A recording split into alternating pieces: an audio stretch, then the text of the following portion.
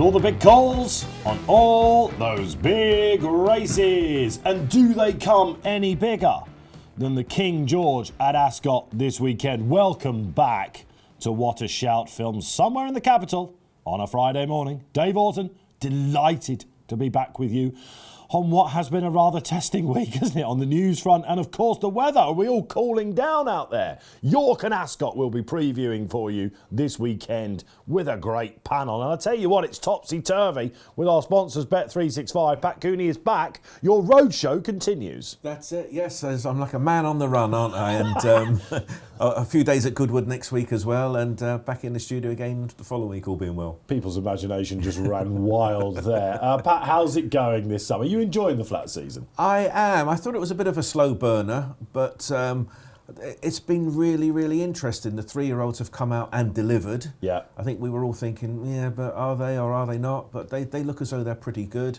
And we're at that sexy time of the year, aren't we, where we have these 2-year-olds coming out making winning debuts, and we think, oh, he could be interesting. Yeah, we saw one yesterday at Sandown, didn't we? Yes, there was a Nostrum of Sir Michael Stouts from Ryan Moore. He looked pretty smart when he made a winning debut. Tower of London won for Aidan O'Brien in Leopardstown. Same again, he looked good. And there was another one, Apricot Twist of Joe Lyons, who won at Nace on Wednesday. Looked like a machine, didn't it? Yeah, and you just look at all of them thinking, God, they all look pretty decent. And the dream is alive, Pat. It's an exciting time of the year, isn't it? Unlike our 3-year-olds, who we're seeing them being sold. When Thesis got sold recently, I think we all thought, oh, now we are in trouble. When Juddmonte, is selling what was thought to be Roger Charlton's most talented individual at 3. But the 2-year-olds remain strong, of course, don't they? Big fields are holding up. York this weekend, of course, and at Ascot, there are big fields, not in the big one. Now, you'll notice that Pat is sitting solo with me on the panel. Remarkably, in Chelmsford, Graeme Rodway has managed to sit this one out from home. Yeah, I've done all right here, Dave, haven't I? Yeah, I managed to swap places with Pat, haven't I? Usually Pat's the one who's beaming in from Stoke, and I'm sitting in Pat's seat. Now it's me from Chelmsford and Pat in my seat. Now, are you all working from home today? I know it's the start of the summer holidays and Sabrina, your wife, is a teaching assistant, but usually you're in a nice conservatory, man. Why the broom cupboard? I used to have a nice office, but yeah, we had to change all the house around. So now I've been confined to the cupboard. Everyone will be loving it out that. So I've got the man on the run and I've got the Chelmsford cupboard for you this afternoon here on What a Shout. Right, shall we get stuck into what exactly is coming up on the show? Don't forget, of course, if you're on YouTube, like and subscribe. That's what it's all about. Anything on Facebook, keep your comments coming in below. We love reading them each week. And anything on Twitter, watch out for those clips. It's hashtag What a Shout. Okay. Big race previews for you, of course, you can see there. York, Ascot. Who will win this year's King George? We'll be finding out from the panellists and, of course, giving you the all-important weekend winners. Well, it's not just, of course, glorious Goodwood that kicks off next week. It is the football season comes back. Yes, the Championship next Saturday wheels into action. The Premiership's coming as well. We'll give you the ultimate football guide in Monday's paper. Unmissable stuff. All the top judges giving you their anti-post picks. The games next week. It's coming back. It's going to be absolutely fantastic. We'll also be doing a video preview on our YouTube channel on Monday night. Don't miss it. Let's get into the action for you then. I absolutely love this day. And the 150, the Princess Margaret, is always one of the highlights for me. It's my local course, Pat, and I usually go to this meeting, unless they've got me in here, of course, in the studio. And I've seen some great Princess Margaret winners over the years. It's always a stepping stone to some of the Group 1 honours later on. I think we can see a really good one here as well. But who heads the market at the moment? Is it the somewhat unlucky Lazoo from the July meeting? It is indeed. Lazoo is currently 7-4. We put the prices out at the start of the week. She was 5-2. But she was always going to come here, and that was swiftly accommodated. She's now a solid 7-4 chance in the race. But there's lots of horses coming here with hard to assess lines of form, aren't they? But the man who has the key is the trainer of the favourite, Rafe Beckett, because Glen Laurel, she won her race. Rafe trained the 4th that day, Puffable, that was beaten 6 lengths, and Kinter, who's round about the 3rd favourite, was she won last time out. The guy who trained the runner-up that day, Rafe Beckett, so he knows where he stands. And then throwing into the mix as well, he's got Palm Lily in the race as well. So, but you do look at Lazoo, and I thought she was a little bit unlucky not to get the race at Newmarket behind Morge last time out, and that remains the best form on show, doesn't it? And it was a third run that day, and probably a career best as well. So she's going the right way. She's got a very solid profile. The form book gives her a big tick, doesn't it? But it much depends on how much these horses improve from run to run. You've got horses like Royal Charter, for example. Yeah. William Haggis, a narrow winner on her only run a month ago, but the form isn't quite there, but they're throwing their hat into the ring, and you wouldn't know how much these horses are going to improve from their debut. So Lazoo is the form book pick, without a doubt. You just have that wonder, though, are some of these going to improve sufficiently from their debut runs? The market's going to be revealing here before we go to G-Rod. You've got 7-4, 6-1 bar. Yeah. Glen Laurel is a 6-1 shot. Kinter at 13-2. I was expecting to see maybe a 7-2 shot in there. So is the market just lukewarm on some of these? I mean, Royal Charter was a big price when she won at Newbury on her debut. Yeah. Loved the way that she came through horses. She looked like she'd improved for that. She's a good-looking filly, this. And Glen Laurel, you'll remember we spoke to Kevin Stott a couple of weeks back. Sure. Before he went and won the John Smith's Cup at York. And he said to me off air, I said, how are the 2-year-olds going, at the Ryan Yard? And he goes, I rode a very good one the other day. He goes, but it's Andrea's ride, so I don't want to talk about it too much. Okay. And it is Glen Laurel. Yeah. She cost a bomb. We love these Ryan 2-year-olds. Sometimes you can get a bit suckered in. Yeah. I would want to see more support, I think, for her before I went for her. The track ought to suit Lazoo, shouldn't it? Let's go to Graeme and see what he thinks. Are you going to be going for looking like for another Hala Athmani, or are you going for the tried and tested form? Yeah, it's a difficult one, really, Dave, this race, because Lazoo was obviously wildly impressive in the Empress Stakes when she won at Newmarket. After that, I labelled her as a Group 1 horse. So I went into Newmarket. Last time out, I was like, right, I've seen a Group 1 horse there in the Empress. She's a good bet here to follow up. And it was just a messy old race, wasn't it? The one that she got beat. It was at the Duke of Cambridge, I think, at the July meeting. I don't think they went very fast early on. The winner, Morge, had the run of the race. Lazoo was just behind her. I thought coming to 2 furlongs out, we were going to see that really smart turn of foot that she showed in the Empress Stakes. But they just hadn't gone hard enough for her. And then, of course, she was badly hampered towards the finish. And I turned straight to the person next to me and said, well, Lazoo will get that race in the steward's inquiry. And she didn't. I thought she was unlucky to lose. I also thought she wanted 7 furlongs. That was the first thing I said. She didn't, to me, strike me as though she was ideally suited by a fast 6. But, of course, Ascot is a lot stiffer track than Newmarket. She's definitely the one to beat, Dave Lazoo. But obviously the bookmakers have got her right in there as favourite, around about 7-4, with a bunch of unexposed opposition against her. I at the prices would prefer Glen Laurel. Who knows what she beat at first, but she couldn't have done it any easier, could she? She rattled through the line like a really good horse. Yeah. And I really like Kinter as well for George Bowie. Very good at Kempton last time out, first time out at Lingfield. I like using these striding stats that they have on attheraces.com, and Kinter is a very long striding 2-year-old, which suggests she's got a lot of ability. So I think it's a really good race with a bunch of unexposed horses in it. At the prices, I would just favour Glen Laurel, although obviously Lazoo is going to be really difficult to beat. All right, okay. The long striding Kinter does look quite interesting. Something makes me want to take on Lazoo. I think this will be 4th one in quick succession. If Royal Charter was just a little bit higher in the draw, I'd be really keen on her. I am slightly worried about stall 2, but I will put her on top of Glen Laurel and hope we see some substance. Remind us your tip, Pat? I go with the form book. I have to say Lazoo. And in terms of the prices, you say it's 6-1 bar. It'd be very hard to nominate what should be second favourite in the race, because they've got that very similar profiles, haven't they? 4 or 5 of them.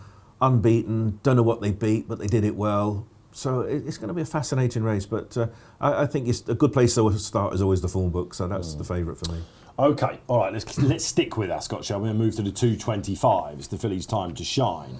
And this looks like a tidy race to my eyes. We've got some interesting battle-hardened fillies against some that have yet to show really their true colours. Some Royal Ascot form being advertised as well. Now, Pat, the Valiant Stakes has been won by top-level winners in the last couple of years. Of course, Dream Loper won last year. We all seen what she went and did in France earlier in the year.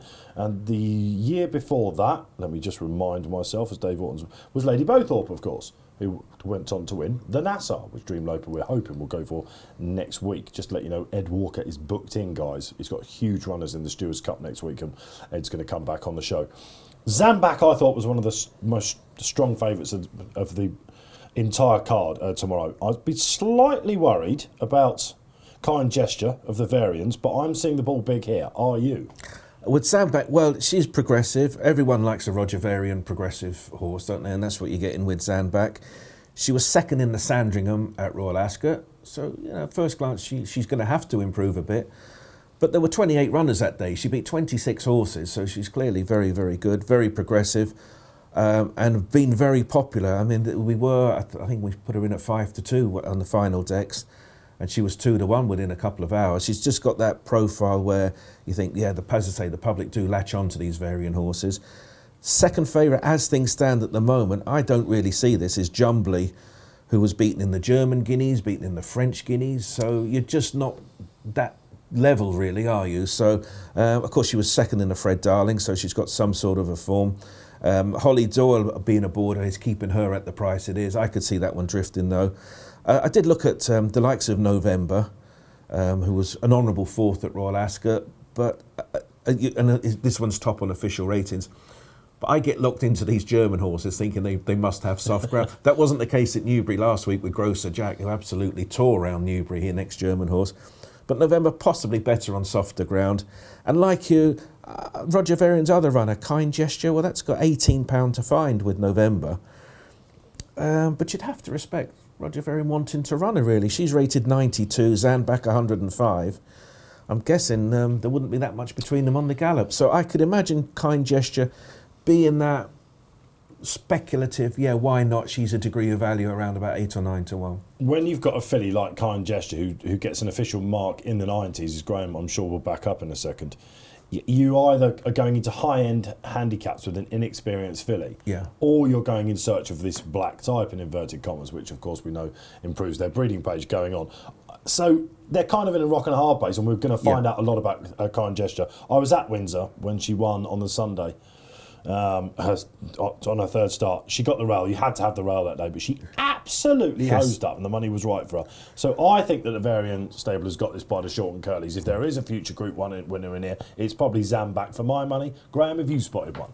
Yeah, I really like the Varian horses as well, Dave, but I do prefer Kind Gesture at the prices. I think that Kind Gesture was very, very impressive when she won at Windsor last time. Obviously 10 lengths, wide margin winner. A much weaker race than this. That's why she's got that huge mark, of course, in 92. Having to step up into a Group 3 race here. Zambak, when she ran at Ascot, came clear, didn't she, with Heredia in quite a good time. But Heredia, of course, was turned over at odds on once she at Sandown next time out. And I thought it was quite a good run at the time, but I'm not sure I'd want to be taking 2-1 about Zambak. Jumbly, this is probably her trip. She's run over a mile last twice. As Pat said, German Guineas and French Guineas. I think 7 furlongs is definitely more a distance, so we might see a better effort from her. But I thought Kind Gesture was overpriced. If Roger Varian wasn't running Zambak, I reckon Kind Gesture would be a lot shorter, obviously, because Zambak is short anyway. But I think a lot of people are looking at it and think, well, that's Roger's number one, Zambak, and Kind Gesture's just there to make up the numbers. And I'm not entirely sure that's the case. I think she could run a really good race at what's quite a good price, isn't it, Kind Gesture? Yeah, a lot of love for the Varian forecast there. Right, we've mentioned Jumbly. We've got Jumbie coming up, of course, in the International. One of these great, after the Hunt Cup, we have these, your Balmorals, and the International is one of them.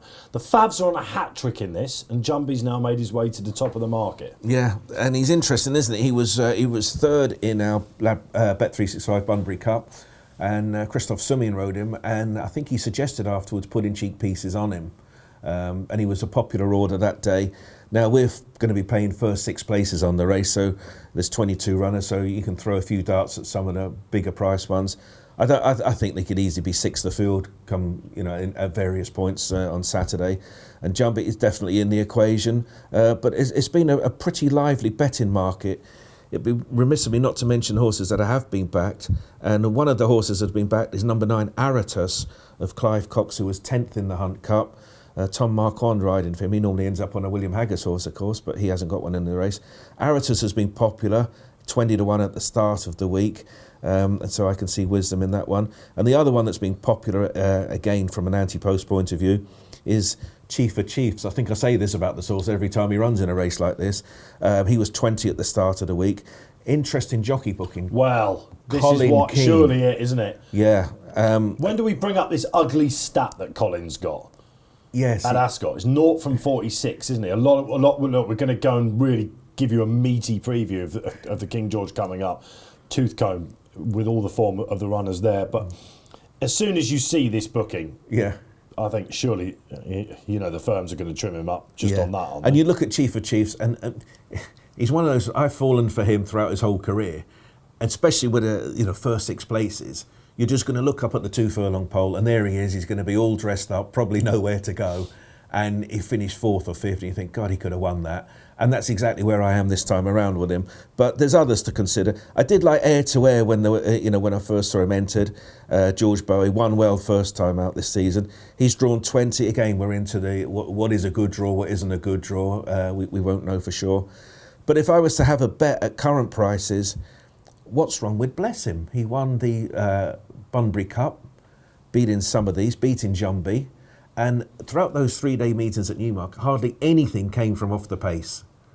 Bless Him came from pretty much last to first to win and won handily. Likes it here as well. He won the Britannia, and of course, if you watch back the Hunt Cup, which was won by Dark Shift, who reopposes, he really travelled through that race. Yeah, so I could see wisdom, and I've said this about these 2 horses throughout the whole career. Really, I can see Bless Him and Chief of Chiefs definitely being in the first 6, but. Again, don't be afraid to pick a few at big prices with the each-way terms. There's bundles of really familiar horses here, G, aren't there? I've actually got it down to 2. One of them has been mentioned, but I shall give you the floor first. Difficult race, isn't it, Dave, to say the least? Because Dark Shift was very impressive, of course, when he won the Hunt Cup. But you do just wonder whether that was his day. And there's a few of those in here, aren't there, where you think, well, have they had their big day? Dark Shift obviously up £6 for winning the Hunt Cup. Bless him. He's only £1 higher, I think, than when he won the Bunbury Cup last time. But has he had his day? I don't know. Chief of Chiefs, wow, perennial eye catcher, isn't he? He must have appeared in more eye catcher columns than any other horse that I've ever seen in my life. You've definitely done your dough on him before, haven't you? Every time I hear Chief of Chiefs, I think to myself, oh, gee, I was going to love this one. It's just that sort of race. You've got Raising Sand in there, of course. Bless Him, who we mentioned. Does Bless Him ever follow up wins? You've obviously got it in front of you there. I've only got the past winners here. How many horses, G, in the last 10 years have turned up with a 1 next to their name in this race and followed up? I'm not sure, but I don't think it'd be many, Dave. That's for sure. No, you've got a computer in front of you. I can see you. Usually you're sitting here with no notes or anything. This time, all anyone can see, you're doing that blind man thing again. We're wondering where your Labrador is because you're not looking at the camera. You're quite clearly studying a computer. You're always cheating this week. Well, I'm allowed to cheat, aren't I, every now and again? I thought Air to Air, was the one. Another last time out winner, and you're not going to answer this question. How many last time out winners have gone on? Yeah, surely you've got Race on Interactive open or something, and you can have a look at it. I just don't think many have done it, is what I'm saying. I don't think many have done it. I'll find out for you. Will that satisfy you? It will. It will satisfy me. I'll tell you what, while you're doing that, we'll give you 5 seconds. It looks all live, this show. We improvise and we leave most of the edits in, most of them. I thought Air to Air was very interesting, and he's got a big fan club. I'm really surprised he never got sold, this horse. I thought he would be a certainty to get sold as a 3-year-old because he's a strong traveller. It's just the sort of horse at the Hong Kong Light. When he came back at Yarmouth, I thought, I don't fancy him today because they've probably got a target like this in mind. And they, of course, he went and won, didn't he? Very strong traveller. And Ross O'Ryan, great jockey booking for him. Spencer, of course, had to get back on, bless him, I think. But the one I think wins is Aratus. Aha. Now, I looked at this midweek, and before I looked at the market or anything like that, and then I waited for the draw to come out, and I thought, he's on top for me. I've got him on top. Spoke to Keeley, who usually sits on this show, Paul Keeley. And of course, he's already stolen thunder by putting it up in the Weekender at the start of the week, and that's why you saw such good support for him. Okie dokie. Keels is really keen on this. G-Rod, how many have done it? I'm still loading that one up at the minute, Dave, but I don't fancy Aratus. He's not very good, is he? Yeah, he is very good. He's just sort of struggled a bit. He had a very, very good season last year, and he was away from the main action in the Hunt Cup, and he's just the sort of horse that wins this. He's got Tom Marquand on, as Pat said, from stall 16, loads of options. He's on top for me. I'm nearly going to nap this. Yeah, I tell you, there's another horse that is a notebook horse, and that's Fresh. Who every time he runs in a race like this, there's always support for him. And I spoke to a couple of fellas in the office. They're huge Fresh fans, but he's only won twice in 17 races. But he's always there. You can say, if you go back to that line of form and that line of form, and he was unlucky there, that's why. But he could be, people are just beginning to go cold on him, I think. There's a big stat for this race, which you'll find on the excellent Kevin Morley. He had some weekend last weekend, Kev, didn't he? Putting up winners all over the place. Was it 5-time or something like that? And you'll see tomorrow in your members club and in the paper as well, 9 out of the last 10 had won at least a Class 1 or Class 2 race. While he's got lots of Class 1 form at Ascot, he's never actually won one. So you can put a line through him there as well. But he is your egg-on-face horse in this race, I think, because everyone went for him, didn't they? Yep. Of course, at Royal Ascot. Right, G-Rod, has it loaded up yet? Oh yeah, no, I don't think your one's got any Class 1 form, has he? So that rules. He's won a Class 1 or a Class 2. He's definitely won a Class 2. He has done. I've done it with the tooth comb. I don't think yours are going to win anyway. I think mine's going to win Air to Air. I like George Bowie, don't I? I think I'm actually president of the George Bowie fan club, or I could be. He's thrilled about that. Yeah, he will be. Yeah, I mean, he is absolute mustard, George Bowie, and I just thought that Air to Air was very, very impressive when he won at Yarmouth last time, back over 7. Of course, he had previously been running over a mile. I will get you that stat, Dave. Just right. I've got quite a slow computer.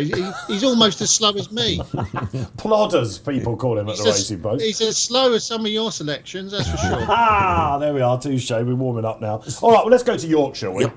While he puts another penny in his old dial-up. Because the 3:15 is the Sky Bet York Stakes. It's a mile 2 race, Pat, and this is usually we see something that will go for the international at the Ebor meeting. It's often a small field, this, isn't it? But I'm grimacing a bit because I was expecting maybe a bit of a classier field.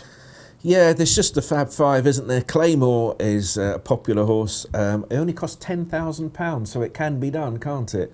I don't know. When Claymore won at Royal Ascot, he beat Reach to the Moon. We all had penciled in Frankie, the Queen. It was a terrible race, It was a rotten race, and maybe Reach for the Moon isn't all that anymore. Was it anymore. Hampton Court Stakes, the one that she was supposed to win, Her Majesty, wasn't it? Yeah, that's right. He just curled up Reach for the Moon, didn't he? Yeah, so I think... He was beaten Claymore and came back. Yeah. The thing that Claymore's got in his favour, Pat, he's got that native trail tick. Yeah. Who has shown himself in the Eclipse to be a proper animal. Yeah. But I don't think he's good enough to win this. No, I can pick holes in his form. He was second in the Craven to Native Trail, who beat him handily, it must be said. Then he had a terrible draw in the French Guineas, didn't he? So we can pretend that didn't happen. Then he made all to beat a disappointing Reach for the Moon. So I'm not sure how good he is, really, but on official ratings, he's 9 behind Dubai Honour, which sounds probably technically correct, I could say. I think he's one of these favourites. He's a front runner, I get that. I just think he hasn't done enough for me to be a short price favourite. You look at Dubai Honour, where he's got really good form, and he's entered in the Juddmonte, he's entered in the Irish Champion, both Group 1s. Yeah. This is a Group 2. The caveat, he's won on fast ground, but does he prefer give? Maureen Haggis, Williams' wife, said in the week he's one of the horses we just can't get out because of the drought at the moment. Yeah, so maybe there's a worry here. And Dubai Future, of course, he won at Royal Ascot at 20-1. The Wolverton, which the form looks pretty solid at that, doesn't it? Yeah. I had it between Dubai Future and Dubai Honour, and I came down with our old friend Stevie D riding Dubai Honour. And if you're looking at jockeys in this, the sod's law, of course, will be David Egan watching Mishra from afar. Yes. Of course, now having lost the right to James Doyle. Don't worry, we're getting to the King George. When Graham's dial-up actually starts working again. And you just get these sod law moments. I can almost see the interview now of David being, interviewed on RTV or ITV and them saying, it will have to be the question, won't it?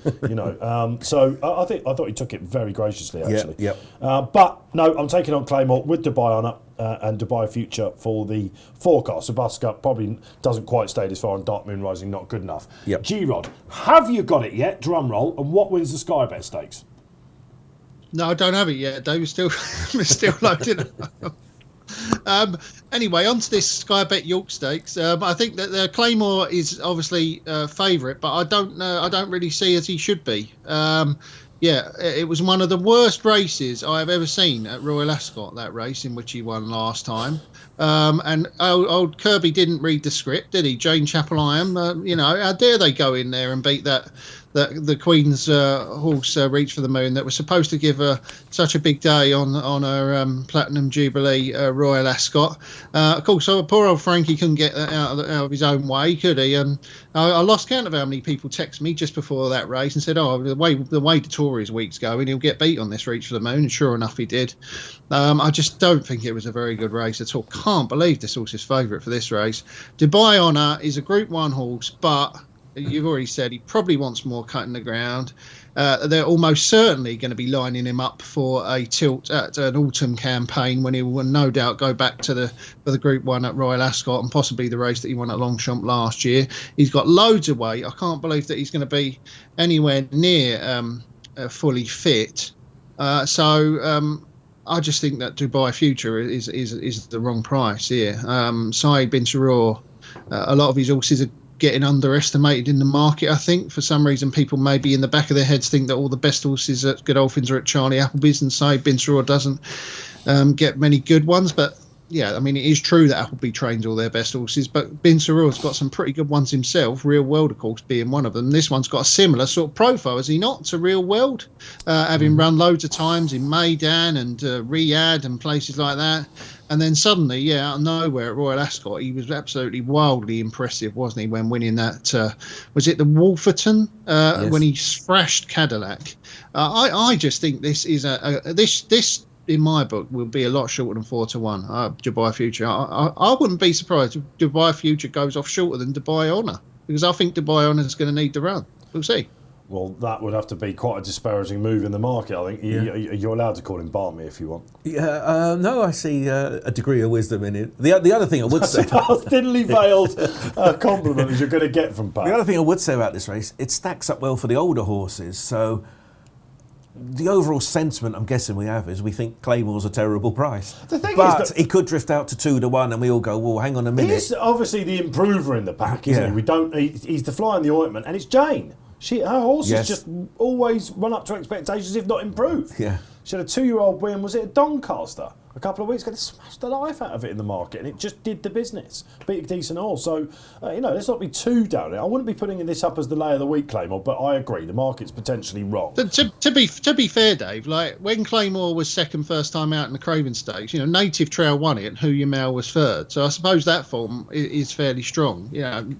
Native Trail obviously come out and won Irish Guineas, and Who You Mail was second or third in the Derby, wasn't he? So yeah. It's there, isn't it? Absolutely. So, all right. But yeah, we thought that maybe the market would be different. All right. Let's get to the big one then, the 335. And honestly, by the time this show's over, it'll be easier for me to find out whether anything's won the International with a 1 next to its name, because all the viewers would have commented by now. They'd have done it. G-Rod letting us down. I asked you for some gold this week, Graeme, so I'm gonna hope that you produce it in the 335. Let's go through them one by one. 6 runners, Pat. The race is cut up slightly. No Godolphin runner, we should say. Aiden's got one in there. Charlie Appleby been a bit unlucky, hasn't he? Hurricane Lane just hasn't quite come back as expected. And ADR on the sidelines. Yeah, but we've still got 6 pretty good, talented horses to try and look at. And when we had the conundrum of the Eclipse at Sandown the other week, we were saying, but who's going to make the run in? Don't know, not sure.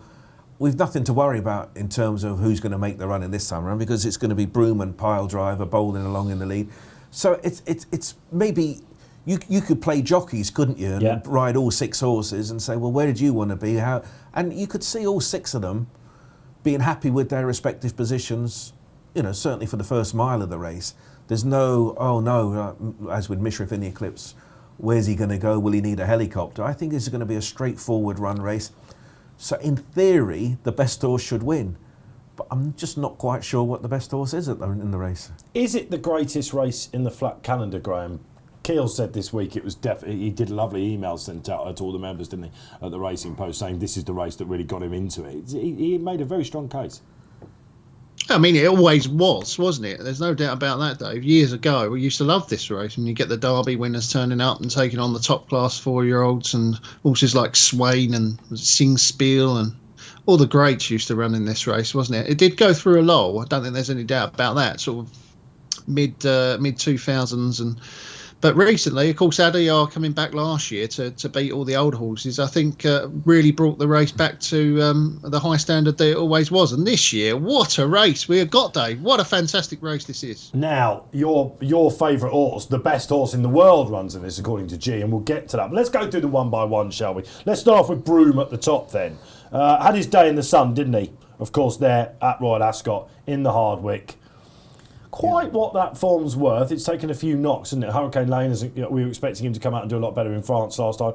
Moshadaf just probably wasn't at all himself at the July course. But he's honest. He's a Group 1 winner in France, and he's got Ryan Moore on.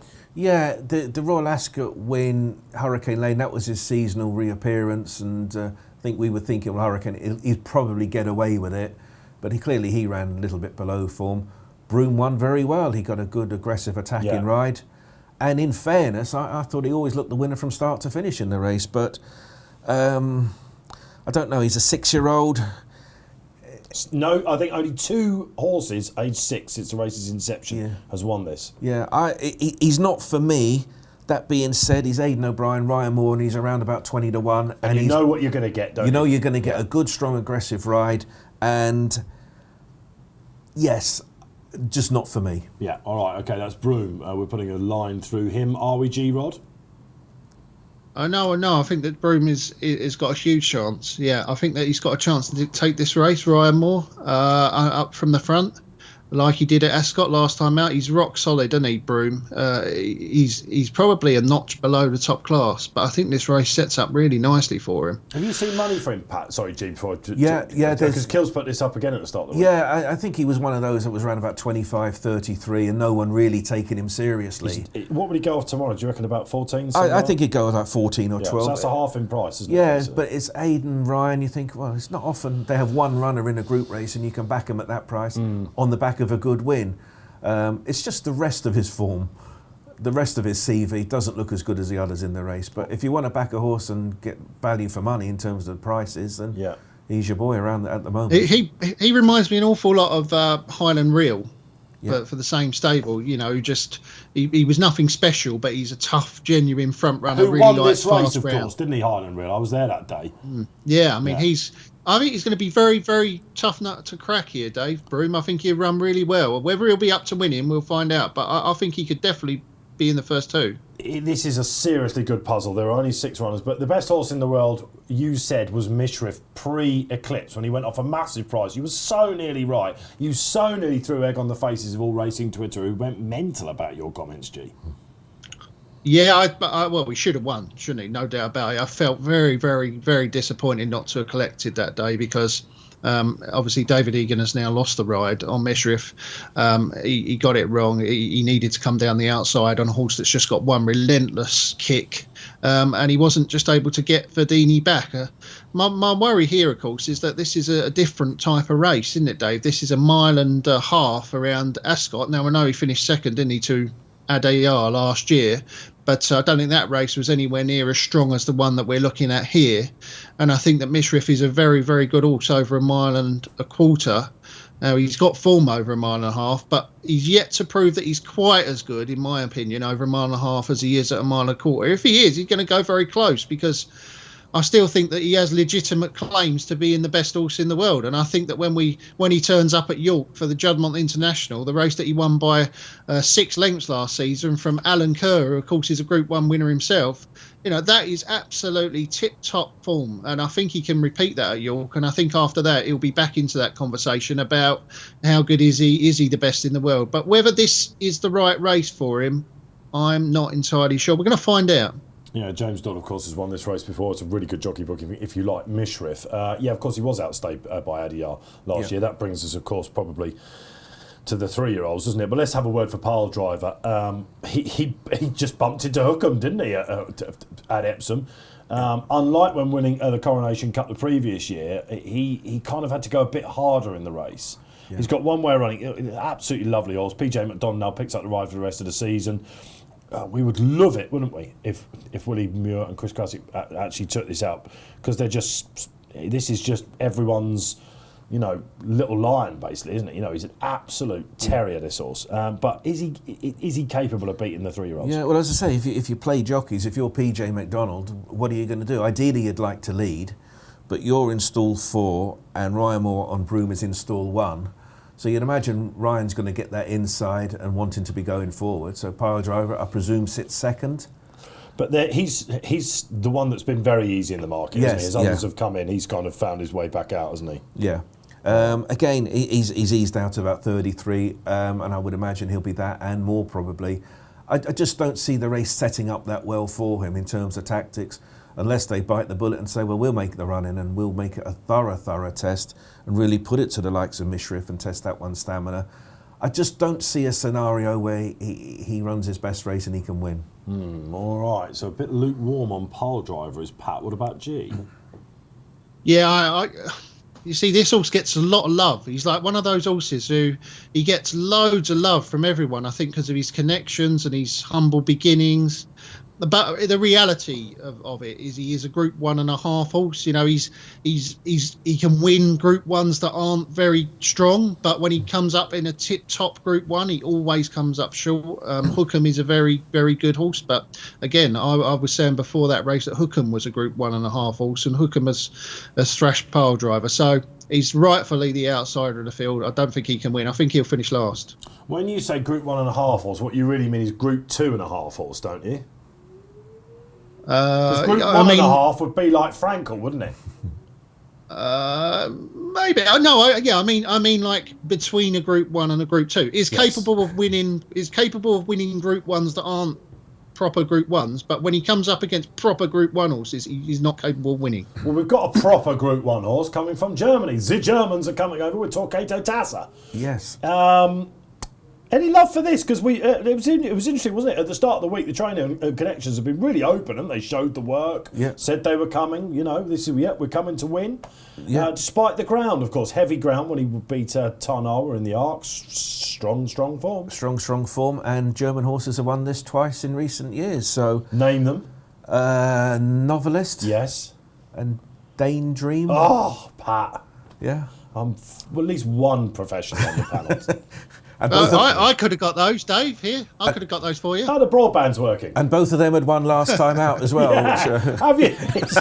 Pat is a last time out winner. I think we could agree on that. But Torquato Tasso, I actually backed him at 14-1 on Thursday afternoon because I'm thinking, wait a minute, this is an Arc winner.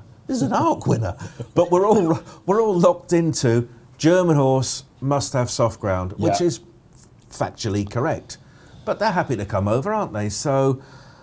Yes, you'd rather it had soft in the going description, but he's an Arc winner who has backed it up by coming back to form and winning last time out.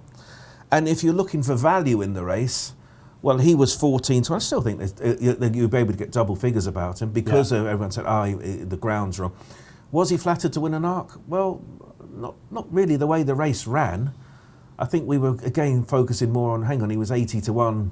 And he got beat, in his previous races. But he beat a strong. We were all saying what a strong Arc field it was. Well, that's why he was the price he was. Yeah, and then after the race, everyone was saying, "Oh, maybe it wasn't that strong an Arc race." But it was a good race. I just thought 14-1, and I was looking at the races, looking at the runners and the prices, and I was thinking, I can't justify that being that price. I don't think he should be that price. I'd be hard pushed to say that's not a fair price, 14. So that's where my dart's landing. Pat has backed him, G, the Arc winner, Torquato Taza. He's an Arc winner. I love it. You got really quite excited there, Pat. G, he's an Alderflug. How many times have we spoken about Alderflug loving the slop? He doesn't get that. He gets a road, if anything, at Ascot on Saturday. Yeah, they like soft ground, don't they? German horses usually. How many times we said that, Dave? But I thought he was a little bit lucky as well to win the Arc. I know it was a very, very strong Arc, but I just wonder if he was given the best ride. I mean, Ron Wood's analysis on the race was absolutely excellent at the time. There were horses who ran faster than him at different stages of the race, but You know, he was just more relentless than the rest. He was able to grind it out in a way that the others weren't. The fact that Tanawa and Hurricane Lane and Addy are all put in quicker sectionals at some point in the race just suggests to me that they had a little bit more ability than him. But Torquato Tasso probably benefited from those three thinking that they had each other to beat, and then he was able to just come and sneak them out near the finish. Of course, we might be underestimating him. He is an arc winner, and a very good arc it was, of course, as well. But I just don't think that he's going to be up to this. Obviously, on quick round, I'm not entirely sure we can believe the arc form. We're going to find out if that was really how good he is, Dave, or if he just maybe benefited from the others knocking each other about and him coming through and swooping late. Let's not forget, I think he was beaten, wasn't he, by Alpinista in Germany last year. And if she was in this race, I don't think that we'd be fancying her, would we? All she does is win Alpinista, so Mark, if you're listening. So that's a can't win from G-Rod. Okay, let's get to the 2-3-year-olds now, because they are cornering the market, Pat. And we've got an Irish Derby winner, and unlucky in running second to Desert Crown, of course, no Desert Crown, Westover for Rafe, who Colin Keane comes over and keeps the ride. Mm-hmm. He's 0 from 46 at Ascot. Now, I mean, this is Colin Keane is as we've seen at the Breeders' Cup and in Ireland, and he has winners in Britain. Yeah. But he's 0 from 46, whereas Rob Hornby got the dual Group 1s at the July meeting, didn't he? And poor old Rob's on the sidelines here. Yeah, well, Connections have made their decision. I did wonder if they were looking further down the road with Westover and thinking, hang on, we might have a Breeders' Cup horse, we might have a Japan Cup horse, or an ARC horse. Colin is more internationally experienced than Rob Hornby. Both are riding terrific, Rob Hornby in particular at the Newmarket July meeting. I personally think Colin Keane is the best jockey riding out there at the moment. Right, do you? Yeah. Really? And I don't have right on top? Yeah, I do. 0 from 46 though, Ascot. It's bizarre stat, isn't it? Yeah, but what prices have they been? I know it's just been chinned in a Queen's Vase and things like that. He's, you know... I think that's just one of those stats that... just don't weird, worry about it. Yeah, right. He's a world-class jockey. I think the reason why he's kept the ride is because he rode to the T of the instructions at the Curragh. My worry about him here is a little bit like Adayar last year. Mishriff came to Adayar last year off the bend. It was a small field then, we were worried about the tactics. And then the 3-year-old weight allowance kicked in and he outstayed Mishriff. That's what Westover's going to have to do. At some point, he's going to look vulnerable to Mishriff and probably the filly as well, who we will get to.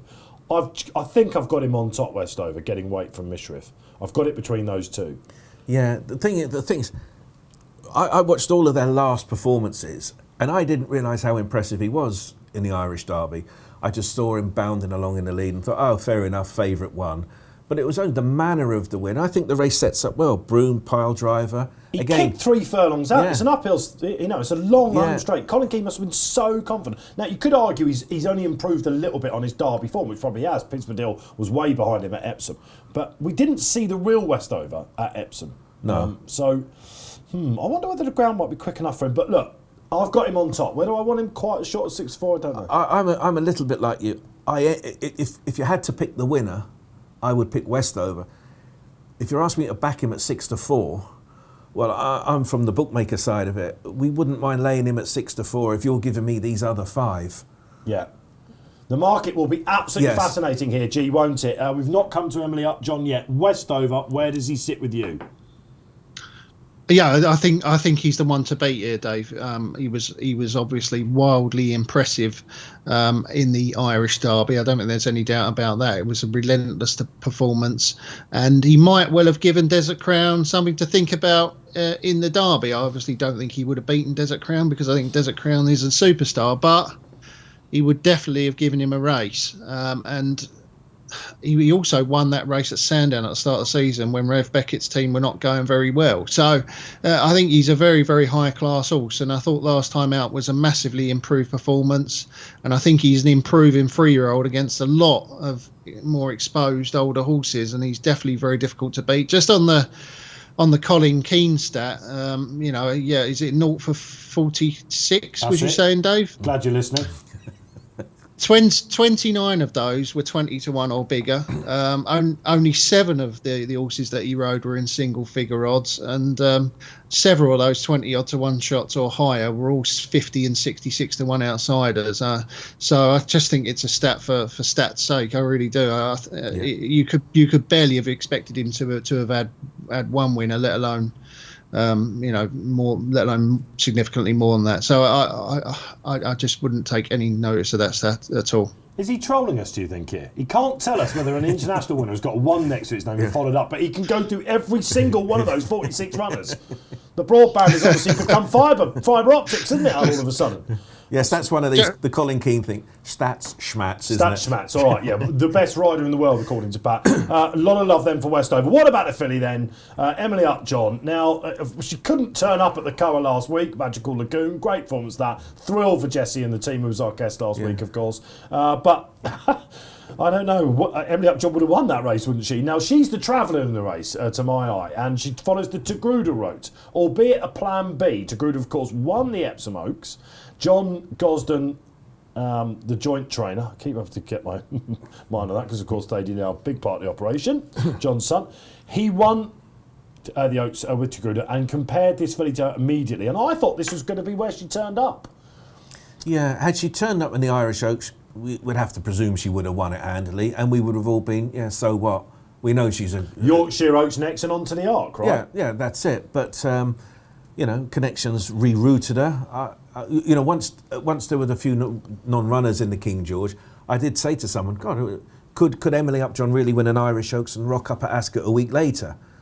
And we were saying, well, it's unlikely. And then we did mull over, well, what if she didn't run in the Irish Oaks? How amazing was that? Did you hire a flock of birds to go around Stansted, did you? Well, I've heard of a flock of seagulls. They're quite a good group in their day. But with Emily Upjohn, I just don't know how good she is. If you go on official ratings... She's the worst horse in this race.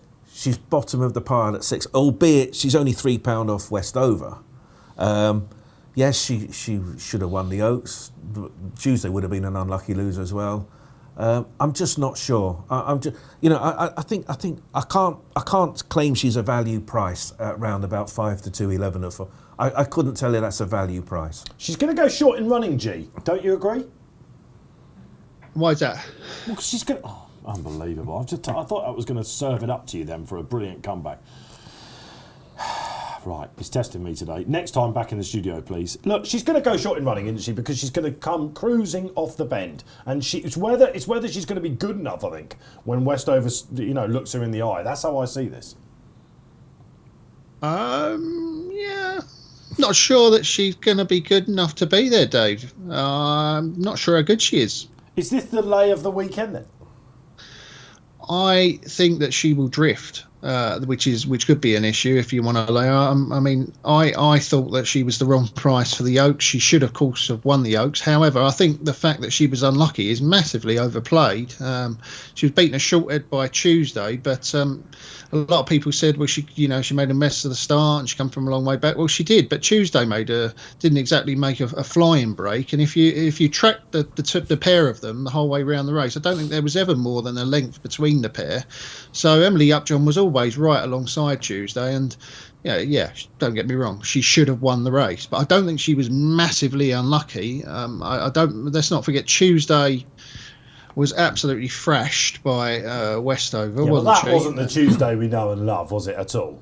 How'd you know? It just wasn't. She was flat. We haven't seen, she'd be turning up in this. Maybe the fillies are just not that good, Dave. Well, that is a possibility. That is absolutely a possibility. She's the one we don't know. She could yet have that star potential. And when she got chinned on the line of the Epsom Oaks, everyone said, wherever this turns up next time, she's going to be short and I'm going to be with it. And yet here we are. Now all of a sudden the gloss has started to come off, isn't it? Yeah. After the Oaks on the Friday, I said to a colleague at work, that's the best 3-year-old mile and a half. I don't care what happens in the Epsom Derby. Arc the lot. If she ran in the Epsom Derby, she would be favourite for the Epsom Derby. Yeah. In fact, I said that after she won at a prep race. And so you're right. So a lot of people felt that. If she turned up in the Derby, she would have had a big chance. But it's prices dictating opinions, isn't it? If she was a 5-1 chance, we'd all be saying, hang on a minute, that's a good price.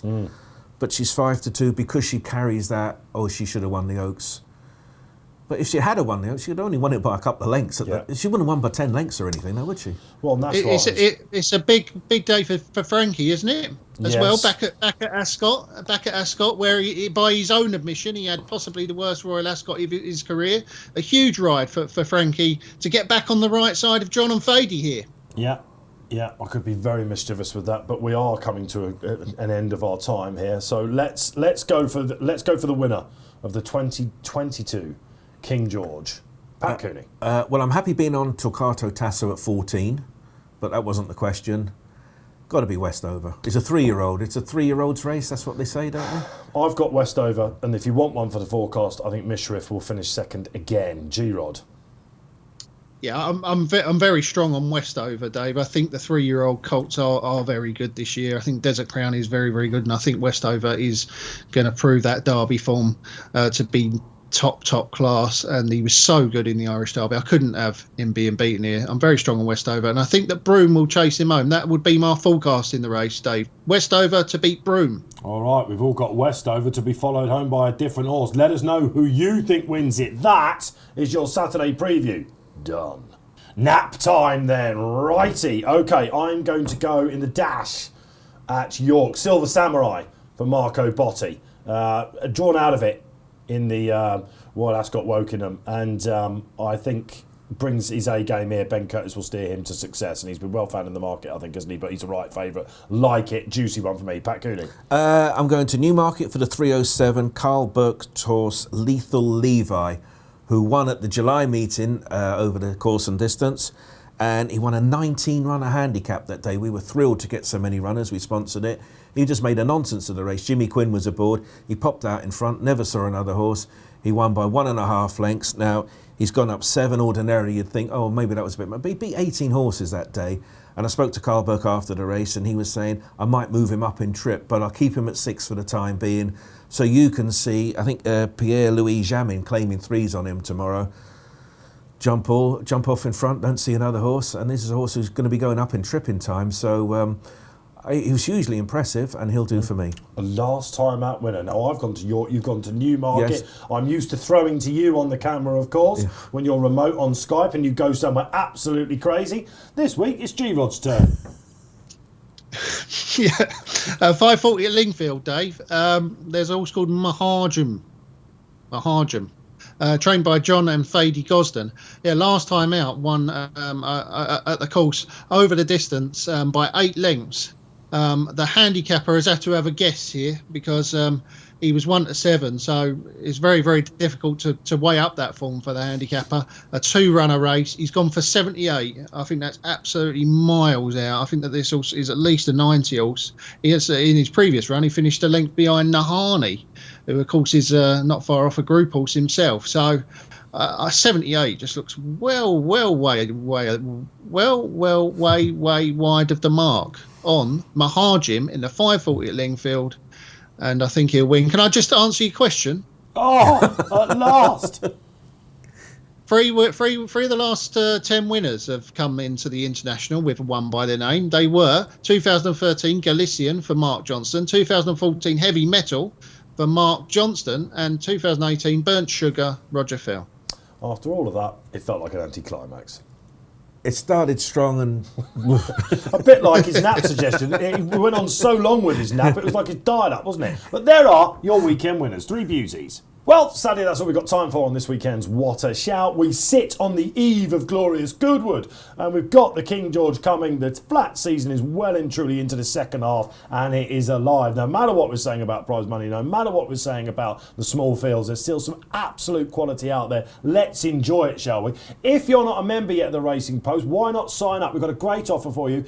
You need them for these festivals, and Goodwood, of course, kicks off on Tuesday. You've got until the end of July to take advantage of the unparalleled access to the Members Club at the Racing Post. Digital newspaper, of course, before it comes out in the shops at 9 p.m. Just go and try and sign up. 50% off your first 3 months. Crazy offer that. All right, good stuff. Don't forget to like and subscribe for this show and all the rest that we do here. That keeps the coffers going, along with Bet365, thankfully. And it's great to have you back down with us, Pat. It's a bit of class again on the panel. Well, that's very gracious of you. And well, if you like me that much, I'll come down next week as well. Done. It's a done deal. And we're hoping to have Ed Walker come and join us as well. Pat, thank you. Enjoy enjoy. You're going to go down to Sussex? Yes, I'm a few days at Glorious Good, and I might go up to Sandown on the Wednesday, because there's a good card at Sandown on the Wednesday, and Niall Rodgers and Chic, who...